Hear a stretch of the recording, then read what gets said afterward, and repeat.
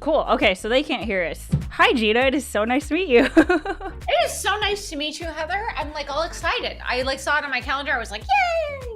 Yeah. This is awesome. We have a beta test group. In our Mighty Network. It hasn't even been a week, and it has been the coolest. I'm telling myself, like, gosh, I wish I had discovered this thing. I wish this thing existed years ago, because this is totally the thing that I've been trying to do this whole time, but it just didn't. I didn't know about it. Didn't exist. Oh, everyone can hear us. Oh, there you go. I thought we were on in green room mode. Well, that's fine. Everyone's getting a preview. Thanks, Josh. But yeah, so we are doing our full launch on Thursday. Yeah. That's awesome. Yeah, it's gonna be great. So that's why I was I'm super excited timing. For you. Yeah. Yeah, for sure. Yeah. My husband's in the chat and said we can hear all the secret info.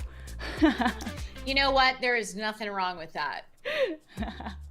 Hi. Heather, where are you based? I'm in Indio near Palm Springs.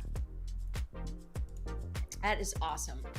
So I met my husband in Palm Springs. Oh, shut up. Really? That's funny. Our friends got married at, I think it's now the Viceroy, but it was like not the Viceroy at the time that they got married. And they got married like I think the day or two after New Year's. So people showed up at this wedding like kind of like rough from New Year's Eve or New Year's Day, I guess. But it was really fun. And so I love Palm Springs, and just that entire area is awesome. Yeah, it's a cool. I actually met my husband on YouTube. And no way! Yeah. That's so awesome. Now I live here in the desert, but yeah, I was in LA basically. Okay, cool. Here we go, guys. Let's kick off the show. You guys know how this goes.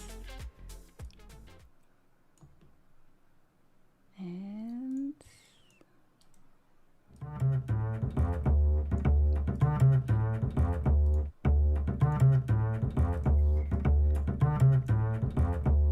from 1 to 100. This is a podcast where we talk about building your YouTube community from 1, that's you, to 100, so that you can make a living doing what you love. On the show, we talk about how to build a business as a YouTube creator in the passion economy. I'm your host, Heather Ramirez, and this is episode 12 of From 1 to 100. Woo. All right, guys, so as you heard in the green room, I'm super excited about our guest today.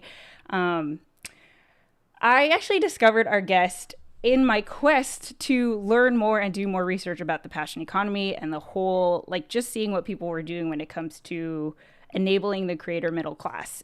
I didn't realize that she was also the founder and CEO of the platform that we would end up using to build our community, Just Create More, which we've been talking about on this channel. My husband's been talking about it as well, and we are having such a great time in our beta launch, and we're doing a full launch on Thursday. So I'm excited to introduce you to Gina Bianchini, the CEO and founder of Mighty Networks.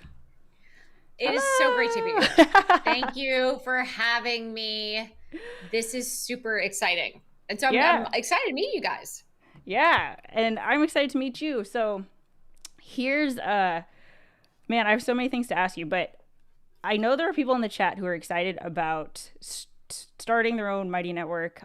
It's definitely something that, I've been talking about community and how it really is a way that you can monetize as a YouTube creator for a long time. But I want to start with the passion economy, because that's my jam. Now, I would not, you're definitely someone that this podcast would not exist if not for like the talks that I've heard you talk about before. And you've been a builder in the creator economy space for a really long time. The thing that I've been having trouble with is kind of explaining the difference between the creator and the passion economy. And the way that I've been saying it is, when people jump into the world of YouTube and becoming a YouTube creator, there's only like one kind of glorified path to success, and that's amassing as many subscribers and views as possible. And that's why I really liked your quote, which I added on the thumbnail, of content is going to kill the creator economy. So can you talk a little bit about that, like maybe like the state of the creator economy and why you think that is? Yeah. So, there's this fundamental narrative, and I keep squishing my hair, but I'm not really sure what's happening with that, because I'm not really sure what's happening with my hair right now. Anyways, I'm just going to go, even though my hair is distracting me, but that's okay. I could have actually fixed it, but I did not. But here's the thing. So there's this notion and this narrative of like, okay, the way to become a creator and and live your best life, like become epic, is if you build a bunch of content and you build a massive audience. So here's the problem with that. It's absolutely exhausting. And as human beings, we are actually not designed to be on display and be running a show 24 hours a day, 7 days a week. And so if we think about a business that is built on, I have to produce content, it's about my content, it by definition is going to be hard to do, just from a stamina perspective. It's hard to do. But more importantly, it's not necessarily going to bring your audience as much value as other things you can be doing. Specifically, what we know is that in general, we're all here, to live our best lives, however we define that. We are here to, in many cases, especially as it relates to what people pay for the promise of results and transformation in their lives. If they buy this thing, we are going to be skinnier, more charming, make more money, more money, belong to a specific group, from an identity perspective, achieve things that we didn't think were possible, work from anywhere, live a life with connection core to our values. And the reality is that it's very difficult to do that if you are if the only thing that you have to be able to do that with is content. Now, content is phenomenal. YouTube is phenomenal for bringing people together. But the reason that people stay together is because they are building relationships, they are building connection, they are learning from other people on that same path to the results and transformation that people want in their lives. So in the case of what you're building, Heather, it is, how do I achieve the goal? How do I achieve the result I want, which is to go from nothing to something? Right. And the best, most fun, easiest, and energizing way to go from nothing to something is when you are doing it in a community with other people. Specifically, a community is not an audience. An audience is, I talk out at you, you talk back at me, but no one's talking to each other. A community is when you're like, hey dudes, we're together on this path to build amazing businesses, or run a marathon, or get healthier and have more energy throughout the day, or navigate anxiety better, or whatever we talk about as your big purpose, the motivation for what you are building, whether that is in content or community or subscription or something else altogether. So what is so powerful is when you can create a community that gets more valuable to every member with each new person who joins and contributes. So that it's the stories and experiences of every member, and the value that you've done as a creator or created as a creator is not in your content. It is how you use your content to bring people together, for them to build relationships with each other on the path to the life that each of us want to live. And that's a community. That's not content. Right. So here's the thing. Or at least not content alone. I think I initially heard about Mighty Networks like a while ago. And I was part of Unemployable. Yeah. but I felt like everyone was so much further ahead of me. It just wasn't a good fit for me. And I kind of dismissed Mighty Networks as like, okay, it's another platform. Now that I'm on it, I've gone through your, community design class and everything. Like you said, when people hear social media, when they hear following, subscribers, audience, all of those things, there's a perception in your head. But what you guys are building and what you're enabling hosts to build, this idea of community is totally different. And I'm so excited about it because when it relates to the passion economy, it truly is the product that is transformational that people would actually be willing to pay a premium price for. And I think that's like not something that is obvious. I think that when we think of passion economy business models, we think online courses, we think coaching, consulting, specialized services, but community it's not just like exclusive content behind a paywall. It's not just I'm part of the fan club, but it's just so much more than that. Yeah.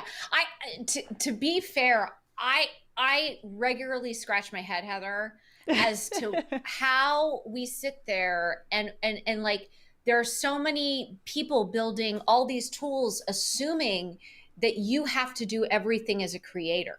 So, so do you need to make more money? Here's here's coaching. Here's the ability to do a podcast. Here's the ability, like, it's all on your shoulders. What? Yeah. Like, that's not what we're here for. The role of a creator, I think, in its most valuable state is as a host. It is the connections that you are enabling other people to make with each other that is going to be much more effective for everyone. And you become the convener, the curator, the host of the party. Because the reality is that no one single person can give another person all the things that they need in order to be successful. And I'll give you some specific examples of this in a moment. But rather, if you are the convener or the guide that is bringing a lot of people together, then what's happening is each member of that group, each member of that community is making the connection between everybody else's stories, so that something that might work for you that doesn't really resonate with me, but if you bring 10 more people together, and as those 10 people are telling their stories or sharing things that are working for them, or, going out and like having this epic brainstorm or whatever that might be, then holy guacamole, like, you are able to truly help somebody not just get inspired, but stick with it. So this is an example I always use. The reason I believe that a community is better than any serum, elixir, gadget, product, streetwear, shoe that you buy, like any of these things. Here's why. So let's say you want to start basically running every day. And you have not really been able to do it on your own. Like, you haven't found like the time, you haven't done like the Atomic Habits, like 30 days or 45 days until you like built it. You have, like, it's hard to sort of figure out the identity piece of that, all this stuff. So now imagine you join a community dedicated to people getting healthy, running every day for 30 days. So now you wake up, and so you join the community and you see all these people sharing their stories of like, I did not want to run this morning, but I ran. Or, what I found is if I run at 4:00 with these shoes, like I've done it for 10 days in a row. Or it's super cold in the morning, 3 or 4 days later. You've done 3 or 4 days, but now you're like hitting that like, like, I don't want to do this anymore. And you open your phone, and the next thing you know, you see all these notifications of people being like, it was really friggin' cold this morning, but I got up and I did it and I felt so much better. Guess what's going to happen? Guess what's going to happen on day 5? Day 5, when no matter what the creator's doing, on day 5, if you see 4 or 5 different people that are like, no, I know it sucked, but I did it. Guess what you're going to do? You're going to do it. And then what happens on day 6? And what happens on day 7? And by the way, here's the beautiful thing about a network effect, meaning something that gets more valuable to every member with each new person who joins and contributes. That then when I go back and I post something in the community that says I did this thing, now that has the downstream effect of all those other people that are getting up in the morning and they're like, it is too friggin' cold to go and run. And so when I talk about and think about, if you truly want to create results and transformation in your own life, join a community. And if you really want to have an impact, a long-term sustainable impact, which is, by the way, the secret to every great business, create a community. Yeah. So one of the things that I really like about Mighty Networks and how I think it's paving a new path for content creators is that your money is coming directly from your community. So it's not ads, right? Like, I'm not getting paid by YouTube. It's not sponsorships. So it's not a company is paying me to promote something. It's coming straight from the community themselves. But that's hard for a lot of people. That's hard. It's hard to be like, okay, the whole show is called From 1 to 100 because you can ask 100 people to give you $1,000 over a period of 12 months and you can make a living doing what you love. It's hard to make that leap. What would you say to that? What's your advice? I love that question / obstacle because it's actually real. It's very simple. Not necessarily easy, but it's simple. Mm-hmm. People pay attention to what they pay for. People pay attention to what they pay for. So if what you are doing is not, hey, I want you to support me, support my work. If you love my work, support my work. Rather, if you make the flip that says, actually, we're bringing a community together for people who want to go from 1 to 100. Because if you can get 100 people to pay you $1,000 a year, you've got something special. Mm-hmm. Guess what? The easiest way to get somebody to pay you $1,000 a year is to create a connection between what they want to achieve in their lives and what you are creating with your content and community. And so if people pay attention to what they pay for, then actually you're actually doing them a disservice by making it free because they don't value it as much, especially digitally, especially in a sea of all this free content. Are they going to actually pay attention to it? So instead, it's less about like, is my content worthwhile to somebody, or am I going to create 10 different levels of rewards, all this stuff. It's because you're limited by, you're thinking about it the wrong way. It's like, what do I have to do to get you to support me? And it's not that. If you flip it on its head to say, what are the results and transformation, Heather, that you want to get in your life? And as I am now not just a creator of content, but a host of people, how am I setting up the experiences? How am I setting up the expectations, the culture that people are going to be able to share their stories, experiences, and ideas, not advice, stories, ideas, and experiences, open the conversation. Advice actually shuts it down. So I love that. I love that it's not advice, it's experiences. Honestly, I think that was the reason that made me bite the bullet, because I'm a YouTube coach. I don't have a lot of subscribers. I have 10,000, and on this channel, 3,500. So I am not, it's always been weird for me to say that I'm a YouTube coach when there's other YouTube coaches who literally are in the millions. Yeah. But there's experiences, clearly, like, I have clients and they're paying me. So obviously, like, I have value that is not correlated with the number of subscribers that I have. But that it's not advice. It's not about advice. It's about enthusiasm. No. It's about like, here's what's happening in real time, because YouTube is changing all the time. So what's happening for you? What's happening for you? Exactly. And I'll take that one step further, which is it's not about your knowledge or expertise or advice. It's about what a member of your community is willing and able to do in their lives. Meaning, if again, people pay attention to what they pay for. And what do they pay for? They pay for the promise of results and transformation in their lives. That they are able to get something that they otherwise cannot get on their own. And so when you think about what's going to be the most effective in helping someone go from where they're starting today to where they want to be, whether that's 100 people paying you $1,000 a year, whether that is, like being strong and healthy, having more energy, not being taken down by depression or anxiety, like whatever that might be, a community is the single best way of achieving those results, that transformation.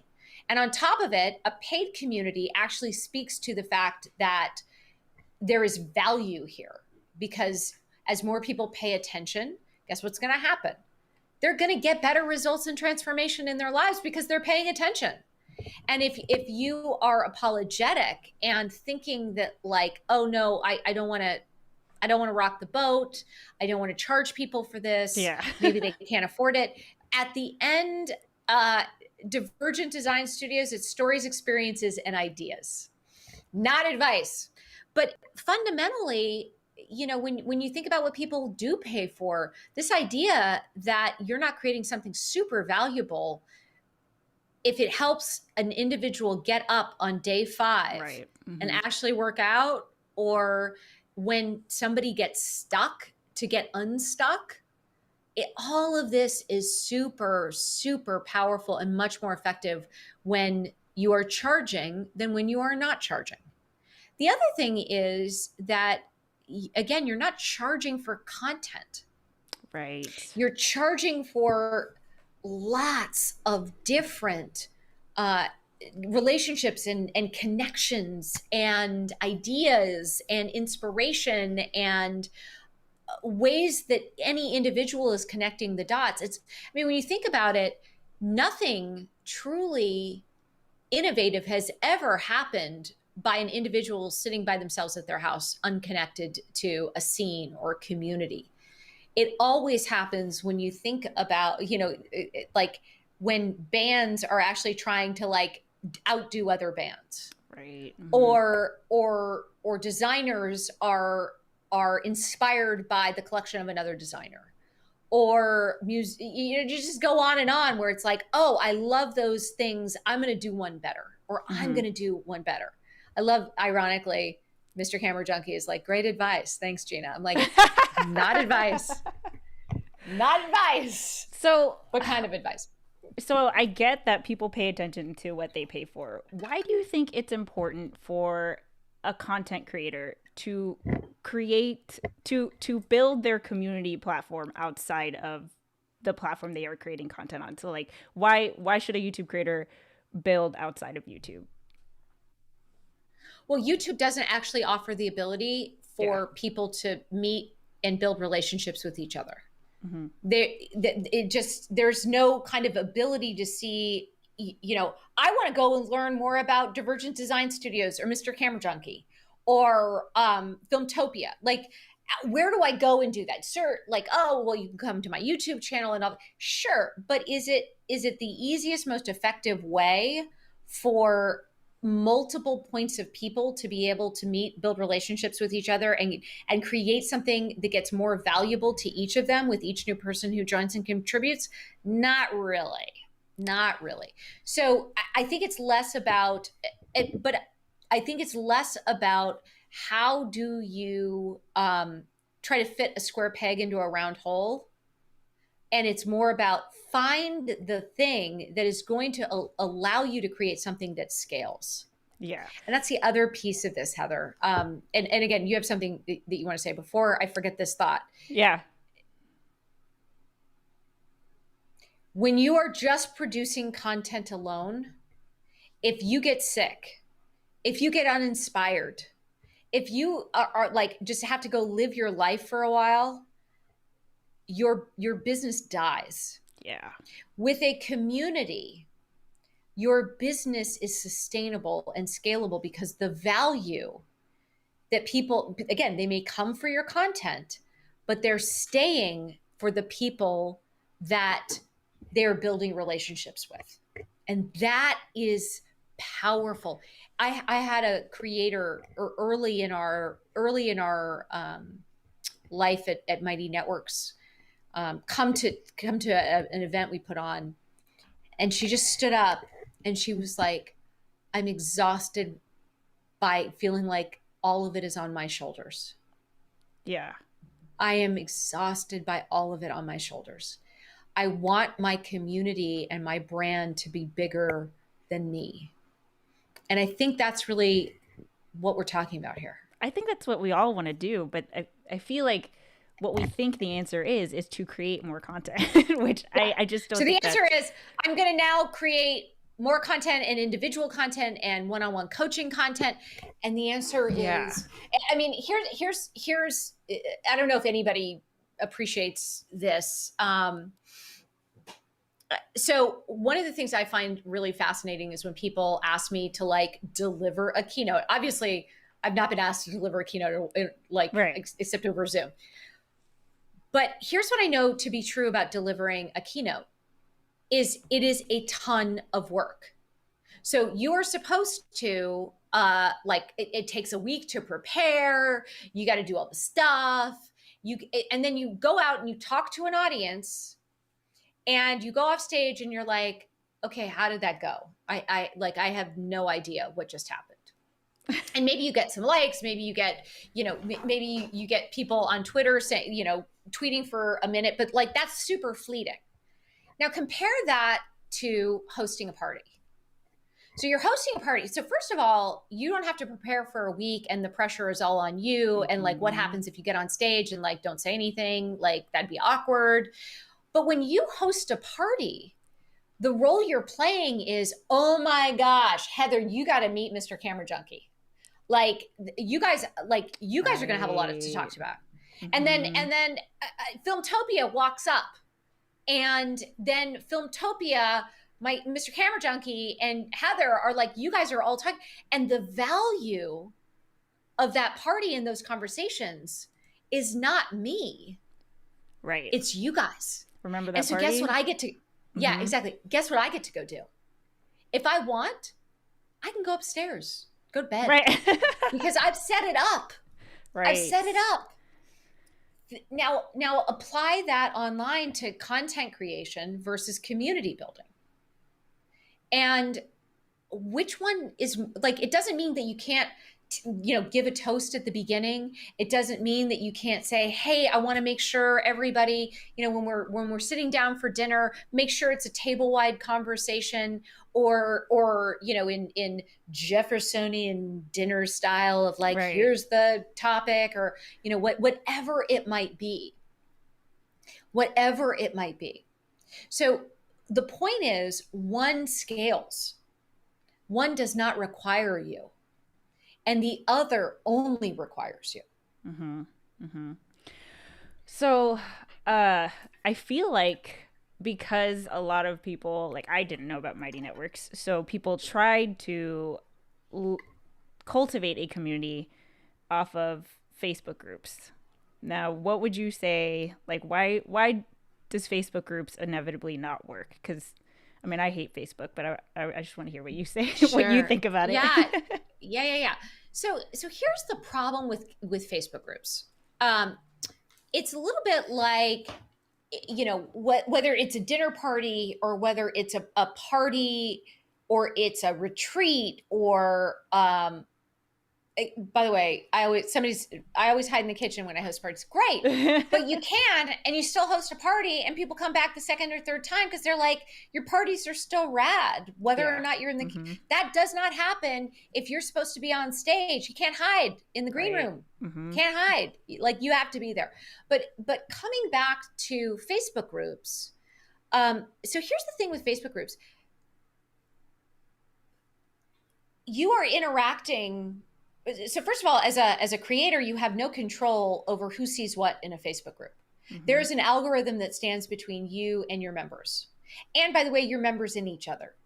So nobody is, you really cannot create your own culture and your own place on a Facebook group.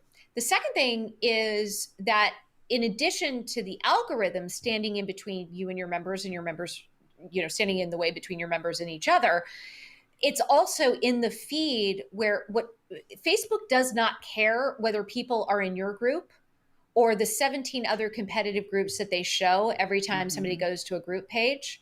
And then in the feed itself, Facebook literally does not care whether your members are there because they are outraged about the political world, or they're looking at photos of your friend's cute puppy, or they don't care. And so what that actually means is that you are fighting all of these distractions. So the analogy I always say, it's like, would you really want to host a dinner party in the middle of Times Square? Like your guests can't actually pay attention, or just not even a dinner party, a party.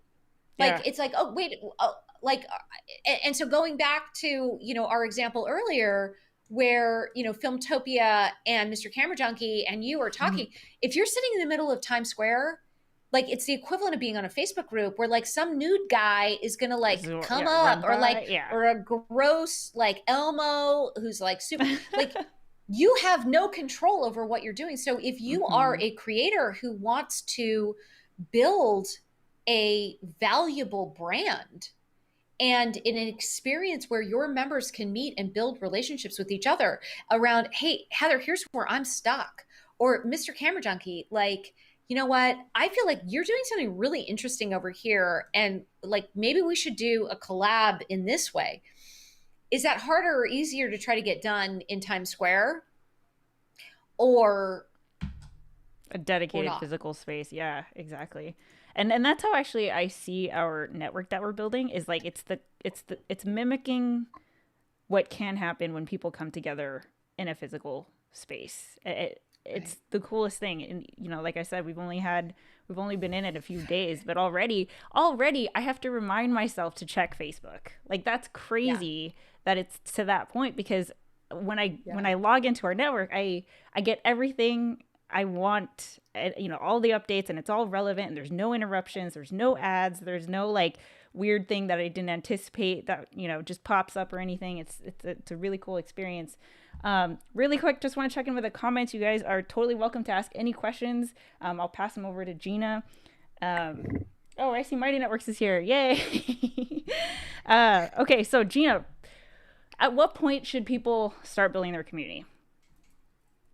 Is there a point? Like, how would you approach that? I hear a lot from people, especially if they're starting from scratch. Okay, so step one, I've got to go get like 100,000 subscribers on either YouTube, or I need like, I'm going to need like 100,000 people following me on Instagram. So then once I do that, then I'll go and I'll build a community. That is the furthest thing that you should do and think about. So first and foremost, no matter what you are doing on whatever channel, you need to, as a creator entrepreneur, need to make sure that you have a direct relationship with your community. Moving from fans and followers into members. And again, what's nice about members, just again, to create a separation, is that with members, they are building relationships and have the opportunity to build with relationships with each other. And that is part of the value of what you are going to create. So when you start to think about a direct relationship. So on a Mighty Network, for example, the number one thing we do is like, hey, email addresses are yours. This is they are your members. They are not our members. And that's another big difference with Facebook. No matter what Facebook is going to say, or even what YouTube's going to say, they all are like, these people are ours. Like you are renting them, but you are here because, of what we choose to deliver to you. Yeah. And so instead, when you have your own community and the focus is on how am I building relationships with other, between members, it's just a different asset to have. And when you do that, you actually are building more value faster. And then each and every one of those members again, with the direct relationships, can also go out to their people and bring those members in as well. So again, the community that you're creating is bigger than just you alone. Mm-hmm. So I would actually recommend building a community first. And what's really fun about building a community first is, and we see people create sustainable communities on Mighty Networks with 30 people. 30 people. I mean, this is not 100,000 Instagram followers. This is not 100,000 YouTube subscribers. Yeah. And I'm using those. I've literally heard those numbers being thrown out by like community experts. And I'm like, what are you talking about? Like, we've got the data and it's, it's so clear you can do so much more with a smaller base that you're starting with. And then the question just starts to become, okay, so now, and sometimes I've certainly found that then it's more fun to hang out in the community. You're like, oh, wait, I need to get more members, but you can get more members through your members. Right. And that is something that is more challenging, certainly on larger platforms where, again, it's the algorithms. Now, again, you get a awesome viral video, then you're going to get more subscribers and more fans, more followers. So in general, though, I would say you don't need to go, it's not a sequence. You can create a community and use that as the foundation to then go out and build a larger and larger following that bring more people in. Yeah. Oh man, it looks like Filmtopia said the same thing. That's exactly what happened with Filmtopia. I built the community first, and it's the best decision I've ever made. Party hat emoji. Yes, exactly. He's a great example of this. The reason why I started this podcast is because I really wanted to advocate for a different path to success when it comes to being a content creator. And I love how you threw out the number 30, because I mean, literally we're called from 1 to 100. You don't even need that many. That's Correct. Amazing. And to me, I feel like you said, you can scale. If you have an engaged community of 30, 100, you are totally, in this world, you were totally set up to be able to scale that easily, because now your members are going to tell other people. They're going to start to, it's like you're not the only one who's promoting your community. The people are just sharing the results anyway. And that's right. It's going to go beyond you. Who do you think is the ideal Mighty Networks host? Is there like a certain type of person, or do you need like, do you need like a certain type of personality? Do you think, like, what makes a good? I think it's a great leader? question, and Sicktastic is saying building a community seems like the hardest thing to do. And here's the thing: it's actually so much easier to build a community than building an audience. Yes, it doesn't feel like agree. That because it's like, oh, I'm going to build an audience. I'm going to just grab my microphone and like stare at my computer and like talk. Or as my husband, who's in the other room, says, it seems like you talk very loudly at your computer screen all day long, and that's kind of your job. And I'm like, that's fair. That's fair. But I think that the key thing that's beautiful about building a community is it really comes down, we talk about community design is really about having a big purpose, the motivation for your community. You got to have that to succeed.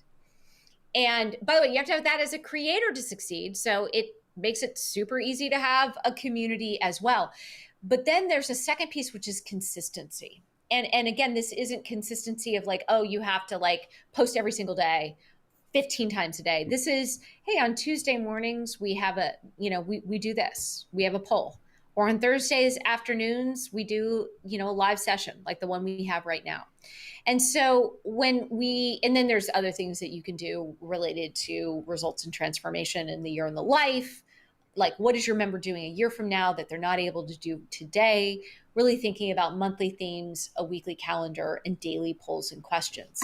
So that's my overall perspective on like running a community, sticking with a consistent schedule is going to get you so much more leverage. I see a question around guidelines for how to moderate a community, and specifically a community with mental health issues, trauma triggers, and things that sometimes get touchy. I am a huge believer in, hey, these are the agreements that we make up front. So as you are joining our Divergent Design community, here are the agreements that we have found work really well for us. As you are becoming a member of our community, do you agree with these principles? And notice, I'm not saying these are the rules. I'm not saying community guidelines. I'm actually talking about agreements. Because I can tell you a zillion things, Heather, around like, this is what we're going to do or not do. But it's really about, do we agree to interact with each other with these types of things? So for example, if somebody has a charged post, to make sure that there's a trigger warning for it. All of the things that you can say up front that are agreements that we are making with each other. James and Mark has a good question. What do you suggest if you feel like you have a few platforms to build communities, albeit not great already, like YouTube channel members, there's Discord servers, there's Facebook groups? I'm worried about presenting too many options. That's right. So I think you're thinking absolutely about the right thing, which is, don't try to create a community on every platform. Yeah. If Discord is working for you, God bless. If YouTube channels are working for you, amazing. The thing about it, though, is think about where you want to go. Where do you want to be? Where do you want your members to be a year from now? Community has become this super generic term. And the reality is that all communities are not created equal. So whatever, like when you're saying all but not great, that actually might be super bad. And instead of, kind of struggling with the business that you're building, struggling with the community, such that like you want to be in a time and a place where your members are meeting up without you. Right. And that, for example, one of the features we have is members near you. Like, we can't wait to build on top of that with like, hey, do you guys want to go do a meetup? Who wants to run it? Raise your hand. And it's that easy. Yeah. There's all of these things. So I would definitely, this notion of like, oh, I have to be where all the people want to be. You don't have to be on Clubhouse. You don't have to be on Discord. You don't have to be on on Facebook. You don't have to do that. And if anything, choosing a place where you are going to build your culture such that your community is going to get more valuable to every member with each new person who joins and contributes, where you can launch a VIP group. You could launch a new course. You could launch a different subscription. You could run an epic event in real life or in the metaverse. Like, you want to be able to do all of those things in one place so that you're building a habit amongst your members around what your brand represents, and not just what you represent and what you need them to do for you, but rather what do you represent and what are you able to create in terms of results and transformation in their lives. So you guys have seen incredible growth in the past year and a half. You got this huge round of funding. You've seen a lot of new mighty networks being built up, new hosts are joining and stuff like that. What would you say, like, why do you think that is? If people are trying to build communities, because community, we've had communities since humans have existed since day one. But what is different about now, do you think, aside from a global pandemic?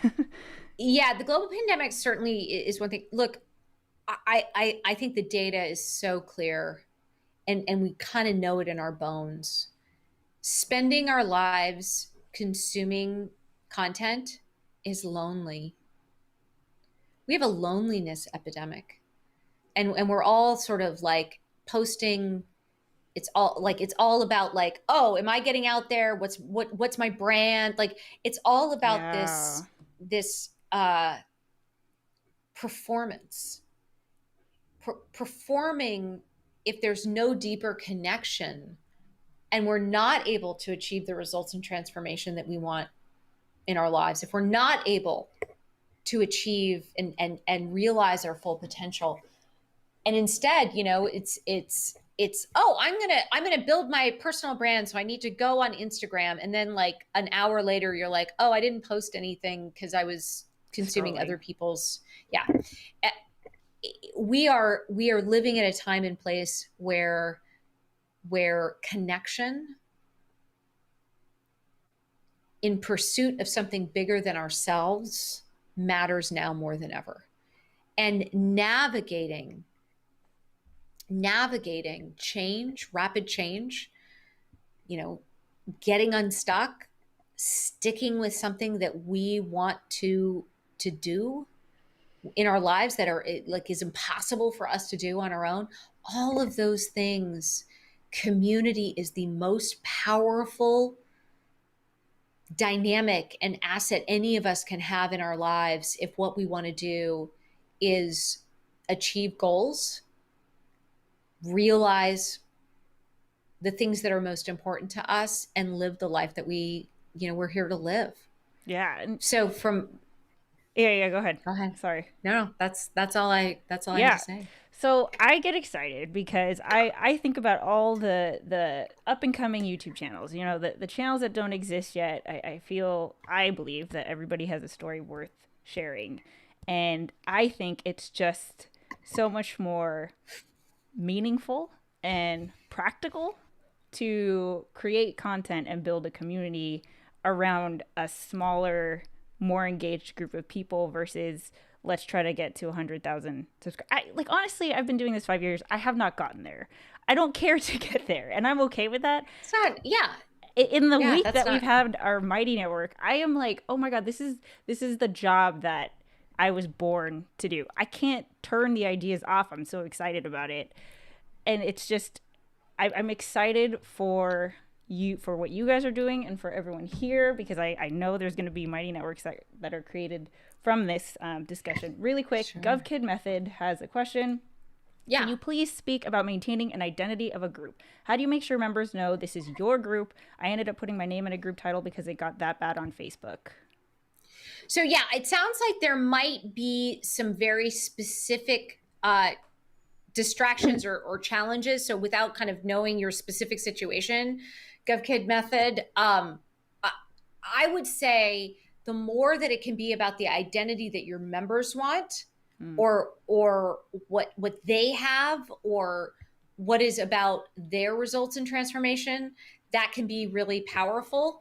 But it doesn't, that doesn't mean you shouldn't put your name in it. It's just more, again, the more people pay for the promise of results and transformation, and they pay attention to what they pay for, therefore, they are much more likely to get results and transformation. So the more that it's about what is it that they want to achieve, I think that can be very, very powerful.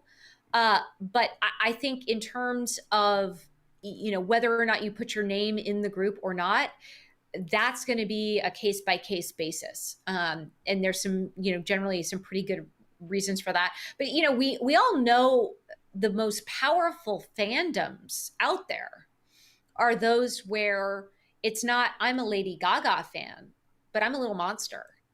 Right. And when you think about your brand building as a YouTube creator, the more that you're thinking about what is that identity that your members have, your fans and your followers, that's just really, that becomes really powerful, really important. Yeah. So Filmtopia has a question. Just curious. Yes. What's your favorite type of entertainment that you yourself consume for fun? And going off of naming your community, he calls his community the Filmtopians. So it's like perfect. That's perfect. Yeah. That is totally perfect. The Filmtopians are your little monsters. In terms of like things for fun, I love the fact you asked me that question. I like to read and hang out with my friends. I wish I could also be like, I am an epic kiteboard surfer.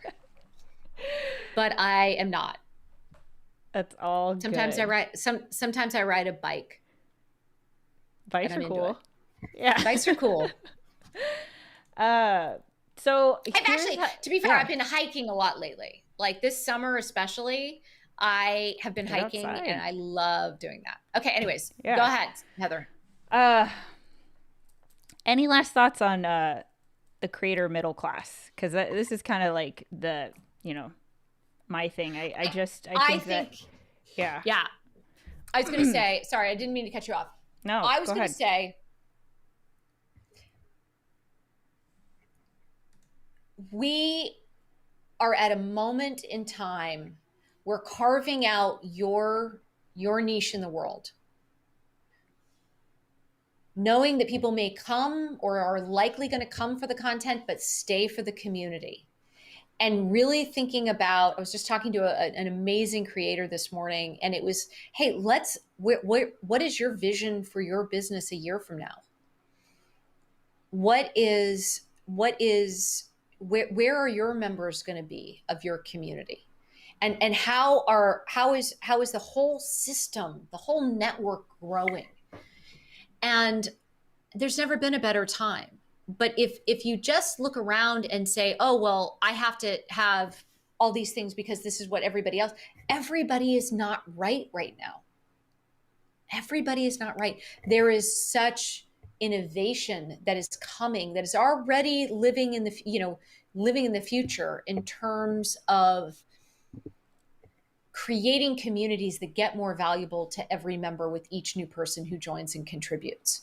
And really thinking about that metaphor of a party versus a lecture, so powerful to do. Yeah. Filmtopia says that's the best type of entertainment. Friends, full circle equals community. There you go. That is true. Yes, and Afsar Law Group, watch Unbillable, his shows Unbillable, and he calls them Unbillies. I love that. Coffee Talk Tech, what if you don't have friends and mics and cameras are your friends? What if you don't have friends, mics and cameras are your friends? Well, that allows us to connect. I think that's okay. I think that's okay, as long as you get that next level down of talk, like that you're speaking your truth, you're listening to other people. It's not just about, I was having this conversation last week actually, and I was with a group of people that they were like, oh, the algorithms, they're so bad, we need to I hear this all the time. We need to regulate everything, and this is how we're going to regulate. And I said, actually, the algorithms are bad, but they're not actually the thing I'm the most afraid of. The thing I'm the most concerned about is that for the last 16 plus years, there are people that have never known a world where they are not asked every day, 40 times a day, what are you doing? What do you think? How do you feel? And as human beings, we are not meant to be that self-absorbed. We are actually meant to connect with other people. And the only way you can connect with other people is to understand where somebody else is coming from. And so in this culture of creation and this culture of, I have to build my own brand and I have to produce my own content, we have a risk of losing the connection and the ability to create connections with other people. So between other people, again, that party dynamic. And I think that where we are going is a world where there are millions of unique and vibrant communities where those connections are being made because we're not all on. We're not all producing content, but we're actually connecting with other people. I love that. That's so exciting. Okay, and so that to me is exciting. That's so exciting. And I love that we're going to be part of this. So here's the question that we'll close out with. James and Mark, you're going to take it away. Sure. You mentioned the ability to be able to see which members are close by to you. Are there any other features Mighty Networks is working on that you can share with us? Sure. So the ability to see members who are nearby, that's in the product today. Yeah. The things I'm really excited that we're working on are live video, native video, and surfacing all of our features with sort of a new take on navigation. So it's just a little bit easier to see and understand. So as we look at those things, it's really exciting. Yeah. I don't know if he's here, but we have a community member named Bailey who's actually 14 years old. And he said, Mighty Networks is totally different. Even the way that you cheer a post and a comment versus like it totally changes the dynamic of everything. So I just love the whole thing. There's so much thought with every little feature that it really is unlike, I've been doing this 5 years. There is no other platform or tool that at least I've come into contact with that is so optimized for getting people to connect and, like you said, hang out at a party and to master something interesting or important together. So thank you for what you do. Awesome. No, I appreciate you guys all taking time. This has been really fun. Yeah, thank you so much. And if any of you guys are interested in Mighty Networks, just go to mightynetworks.com. Is that where they would start? That is a perfect place to start. Sweet. Okay. Thank you guys so much, Gina, for having me. I appreciate you. Take care. Okay. Bye. Bye.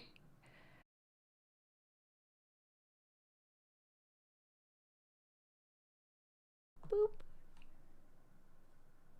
Can you guys still hear me? Ooh, we're getting there. We're getting there. Where's my music? Boom. There we go.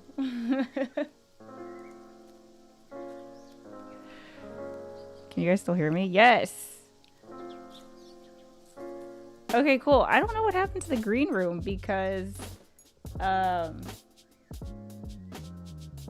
you're not supposed to hear me, but now you hear me. Well, I'll just hang out in the green room with you guys. Wasn't that so cool? Oh man, I can't, I'm just like, I really think that Mighty Networks is proposing a solution that I have not seen other people do. And maybe that's because by nature of building such an engaged community, they don't get that big. So that's why maybe I haven't heard of them. But I mean, if you are not totally amped and excited after this conversation, like, man, maybe what you need to do is see it in action, right? And Tom and I, we have the beta group of our Just Create More network. We're doing our official launch on Thursday. We're actually going to kick it off at the couples table. So it's going to be, I mean, I think like there's even people here in the beta group and they can tell you guys that it's there's just something different about it. There's something about the experience that is different. And I really do think it takes kind of being in it, because like I said on the show, I had heard of Mighty Networks before, but like I was part of a community that was just like it just wasn't something that I guess didn't want to be a part of, because it was a bunch of entrepreneurs, but they were like on a completely different level. And I was like, hi, I'm a YouTuber. And it just was like, I felt, I don't know, weird. Right. But like from what I've seen and what's going on with our community, there's a sense of belonging and like pride and excitement that like I have not been able to create through a YouTube video, through a live stream. It's different, so I'm very, very excited about it. Let's see. I'm just scrolling through the comments. Thank you so much for being here, and shout out to Gina again for taking time of her day to hang out with us. So, if you guys start a Mighty Network from this live stream, please let me know. I'd love to, let me know how it goes. I like, aside from our network that we're building, I'm passionate about the passion economy, right? So I want to see how you guys execute this. I want to see, are you going to go the paid route? If so, how are you charging? What's your approach to it? I would like to see more case studies of this playing out, because I really do think that I agree with Gina in that I think that the way that she describes community is going to be the key to the creator middle class, because it's the thing that's missing, right? It's like, yes, there's the huge influencers and YouTubers that, gold play button making millions of dollars. And then there's like everyone else who's trying to piece, like, here's $10 here, here's a membership thing here, here's like, I'm going to paywall my content and create exclusive content. But now when you do that, you've now created a secondary, basically a secondary content stream that you have to maintain. And so it's like, I don't know, it's just interesting. So I'm so excited. I'm so excited about this. I'm gonna check in here. Josh says the Just Create More community is fantastic. Such a great community space. Marta's here, beta group member here, thrilled to be there. And there you go. So yeah, it's exciting. I think, like, obviously I'm still here and I have a lot of thoughts. So I think for the next episode of From 1 to 100, I'm going to do a little deeper dive, having two fantastic guests today, Gina, and last week, Marie Poulin. I don't know. I feel like there's a lot to unpack. So I think that what we're going to do is an unpacking episode. And maybe I can invite some of you guys on to hear what you guys think. Because I would love, it's a community, right? It's a community. I can only make so many conclusions on my own. So to hear what you guys have to say would be totally awesome. Mighty Networks, I don't know if you're still here. Where do I go for support? Is there a forum for new hosts? Heather said something about a course. So there is there's a Mighty Network for hosts called Mighty Hosts. So it's basically, the Just Create More community, Marta, but for hosts. And definitely a great case study example of like, oh, this is what it looks like when it's up and running. So just even being a part of that is support. And then the staff are in there answering questions. And then also within the Mighty Hosts network, they have their online course that will, it's called the Community Design Masterclass, and it'll tell you like exactly how to, it's actually run by Gina. So she'll tell you exactly how to kind of build your community on Mighty Networks, and really just build a community. If you choose to do Mighty Networks, you can. So the masterclass is really just community building in general. Michael's here, beta member of Just Create More group, and agree that it's easy to use. Excuse me, I'm burping. Really encourages engagement. It's fun, and that overcomes a lot of friction to use. Yeah, it's like, it's just crazy how, Michael, you're a perfect example. Actually, I need to reach out to you because I had a thought this morning that I told Tom about, that I wanted to highlight you as our first Monday. Every Monday we're going to do member profiles, and I want you to be the first for this coming Monday. So when you're part of this, right? When we launched the beta, and then I signed in and saw all these notifications from other people, Tom and I even looked at each other and we were like, whoa, do we need to be responding to everything? Do we need to like look at everything? And it's like Gina said, it is something that kind of it doesn't need you to be successful, because all you do is connect people at the party. It's just a really cool thing. It's different. It's productive, and it makes sense. It makes sense, but I can see how I didn't understand Mighty Networks at first when someone introduced it to me. Let's see. I would love an unpacking episode. Cool. Glad to be a part of it. Okay. Sigtastic. Thank you so much. Great interview. I was definitely a little bit nervous for this one. So anyways, guys, thank you so much for being here. Thank you for tuning in. I appreciate you. If you have any feedback, I'd love to hear it. And then tune into the couples table over on my vlog channel, Heather Just Create, on Thursday, 1 p.m. Pacific Standard Time. Completely blanked out on the time.